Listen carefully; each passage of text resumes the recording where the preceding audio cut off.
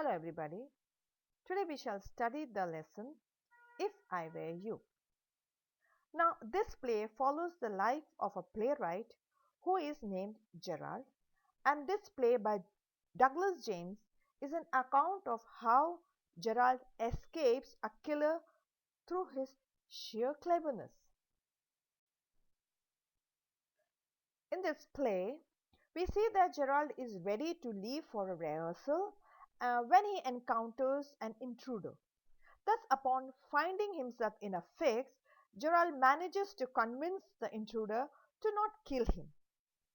We learn that the intruder was planning to assume Gerald's identity as the police was looking for him. But Gerald luckily was clever and saved himself with his cleverness, with his wit, and sheer presence of mind. The whole setup begins with Gerald speaking on the phone. He says that the person should call him up directly, and he adds that he would reach in 10 minutes. But as soon as he was about to leave, he finds an intruder in his room. And on finding it out, he learns that this intruder had a gun in one hand and he is dressed in bright colored setup. Gerard speaks politely, pleasantly to the stranger and tries to find out more about that intruder.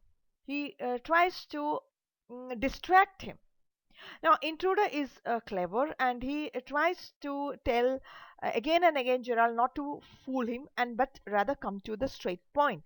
And the intruder tells him what he likes and why is he there in his room. Now, the intruder asks Gerald to raise his hand and not to baffle anything around. Now, Gerald finds the intruder behavior to be very dramatic but not very natural. On the other hand, Gerald says to be seems to be calm, and he tells the intruder also to calm down. Rather, he will cooperate with him. The intruder thanks Gerald for completing the sentences and telling him about what he was asking and protruding into. Gerald says that the intruder could ask him anything, but before that, he wanted to sit comfortably before continuing with the interrogations of the intruder. Now, Gerald says finally that he has a person who is concerned with him and wants to know about his past. And he adds that he would tell him about his life, how as a child he was stolen by a nomad, and then at the age of 13 years old he was living alone. Now, intruder was very intrigued, but he was not very much moved with the story of Gerald, and he says, "Please don't try to muffle up your story. I will be there here and will continue with my business." Gerald says that the way in which the intruder spoke made him feel like he was telling him that he was lived alone, rather asked him if he did live alone. So he added that the intruder's voice was not familiar to imply that he wanted to know him about him. The intruder repeated his questions and wanted to know more about Gerard. Gerard asked what would the intruder do if he did not answer the questions. Now, intruder warned Gerard that if he did not want any harm, he should cooperate with him.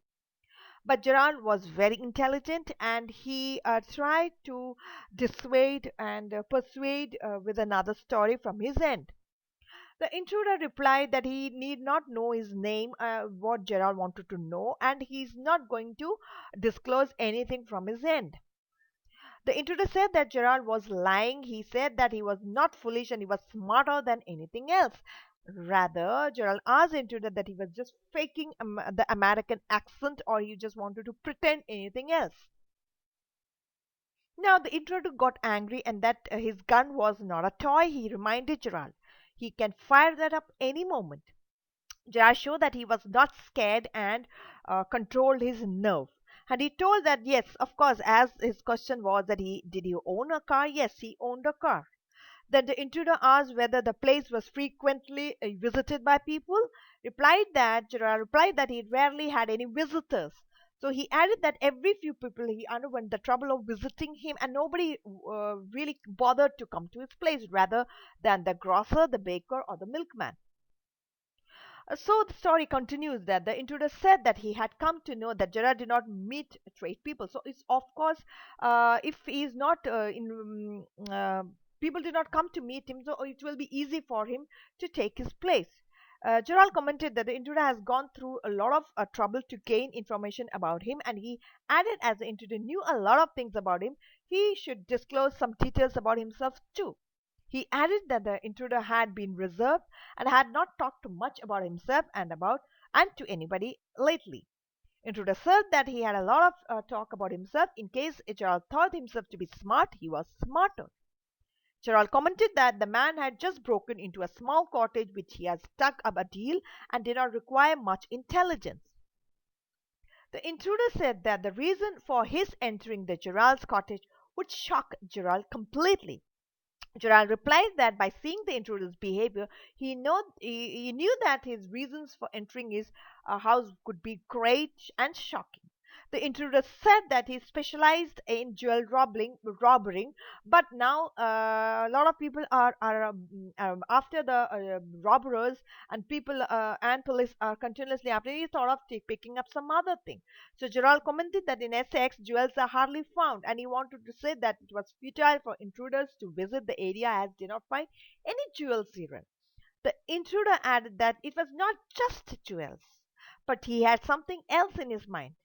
The intruder said that he did not take the trouble to take permission from Gerard because he wanted and won't be there for long because he is going to kill Gerard and take his place. Gerard said that the man sounded harsh, and the intruder replied sarcastically that he would be sorry to do that because he had developed a liking for him. Gerald said that killing a person was not very good thing, and it was a crime. But on the other hand, Gerald said that you should not do that. But the intruder was no way ready to abandon his plan. He said that he's going to do that because he has already killed someone, and it is not the first time he's going to kill. And for killing the first person, or if you're killing another person, it doesn't make much difference because the punishment is altogether the same. The intruder replied that in turn of killing Gerard, he would get free as he had committed a murder himself. And police himself was rounding him up. Now, just look at the sarcasm here. Now, the intruder thought that he's going to kill Gerald and take his place, but rather Gerald is telling that he has already killed a person, and people and police are after him. Upon stealing the identity of Vincent Charles Gerald, he would live a life of freedom, and that was a plan fixed by the intruder. Gerald commented that in any dramatic play, the villain showed to be a foolish person. He would delay being killed and eventually got frustrated due to the delay. Then he would commit some foolish act and corrupt and get trapped on the other hand. But the intruder was luckier than such villains. The intruder replied that he was fine because he was doing this for a reason. He wanted to live on the stolen identity of Gerald. Now, Gerald commented that acting was not very attractive. Intruder commented that it was not so because Gerald's behavior was such. He added that he only required spectacles and would look exactly the Gerald. Now here, Intruder is trying to pick up the identity of Gerald. Gerald said, asked the Intruder that what would he do with about the clothes because it should also match and look the same. Intruder replied that this was not a problem as he would wear Gerard's clothes, it would be well enough. Gerard said that the intruder did not understand his remark when he said that the intruder was luckier than most of the melodramatic villains. He added that he was not praising the intruder's intelligence, but he wanted to say that the intruder would kill him until he had a major reason to do that. The intruder commented that that was what Gerald thought. Gerald said that intruder would leave him alive. He thanked God that the man had not shot at him at that moment. Gerard said the intruder's plan was to escape the police by killing Gerald and stealing his identity. The intruder confirmed his plan, and Gerald said the intruder that he would assure that his plan is executed. No, but the intruder said that he had planned everything from the beginning to the end, and even if Gerard wanted to dissuade him, he cannot do that. Gerard said that finally the intruder had reached his cottage while running from the police. The intruder said that while he was on the run, he reached a town called Aylesbury, where there he saw that Gerrard and overheard two men discussing him. The discussion revealed that Gerrard was a stranger and mysterious. Gerrard added that he would explain the mystery that surrounded him.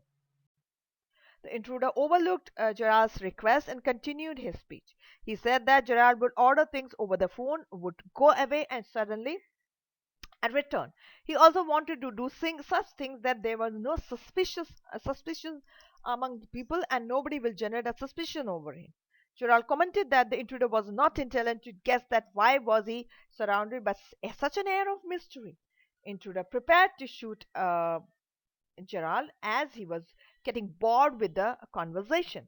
Gerald warned the intruder not to act foolishly because if he shot at him, he would be hanged to death. And he added that if he stole Gerard's identity, he would be also hanged at the same time. So it is obvious that whether it is Gerard or whether it is the intruder, it does not make much difference because both the way he's going to be killed. Now Gerard said that this was a big surprise for the intruder. The reason behind that, Gerard was acting a wit out and it took intruder with surprise. Now, he was not an honest man like a school teacher. They got evidence from Gerald for him that particular night, and Gerald was expecting that the police would raid his house. So this created more and more fear, more and more pain inside the mind of the intruder. Gerard replied that he was carrying this prop so that he could change his appearance in order to hide himself whenever it was necessary. So if the police is after them, then he will immediately change his attire and his appearance. Gerard requested the intruder to believe his words and accompany him to his car. He added that the intruder could help him escape and he felt that Gerard's word was false. The intruder completely was taken away by Gerard's word and he believed Gerard. The intruder warned Gerard that he was watching his moves. Gerard said that one of his accomplices has already positioned on the road to warn him if he saw the police. Just then the telephone bell rang and Gerard said it was time to leave. He directed the intruder to leave through the garage room. The intruder doubted Gerard's word. Gerard said that the intruder should not be a foolish. He asked him to see himself. He opened the door and stepped to one side so that the intruder could see him outside. The intruder leaned forward with the gun still in his hand.